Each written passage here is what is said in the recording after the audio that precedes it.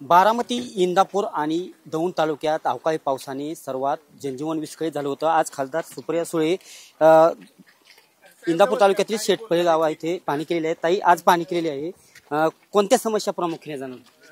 नाही, मला वाटतं रिहॅबिलिटेशन, इथल्या लोकांची शेतीचं जे नुकसान झालंय त्याला सरसकट कर्जमाफी आणि नवीन कर्ज घ्यायला मदत एक, आणि घरांमध्ये जे नुकसान झालंय त्याला मदत, आणि अनेक दुकानंही अशी आहेत ज्याच्यामुळे गाळे आहेत ज्याचं प्रचंड नुकसान झालंय। ताई, एकंदरीत या गावातील 200 ते 300 घरं पाण्याखाली होती।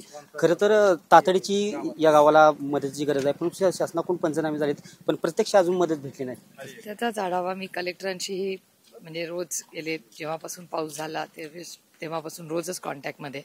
कलेक्टर 2-4 दिवस इथे स्वतः राहिला पण होते, त्याच्यामुळे मला असं वाटतं काय तो जो प्रोसिजरचा असतील 8-10 दिवस, मी आत्ताही हा दौरा झाल्यावर कलेक्टरांशी बोलणार आहे की ग्राउंडला काय चाललंय। आता पंचनामे झालेत, सरकारला आमची विनंती आहे की तातडीने मदत लोकांना पोचली पाहिजे। ताई, तुम्ही प्रदेश दौऱ्यावरती होता, कार्यकर्त्यांना आवाहन केलं, अगदी हेच शेटपळे गाव होते, लगेच कार्यकर्त्यांनी मदत देखील केली।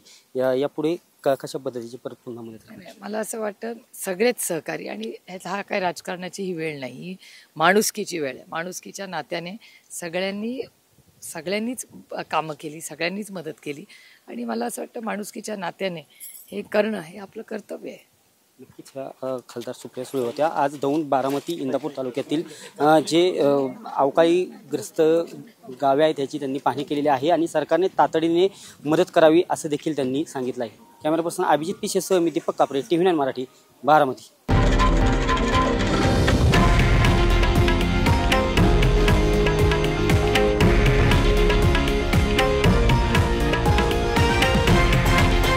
हे आहे देशातील नंबर 1 न्यूज नेटवर्क आणि आपण पाहत आहात TV9 मराठी, एकमेव।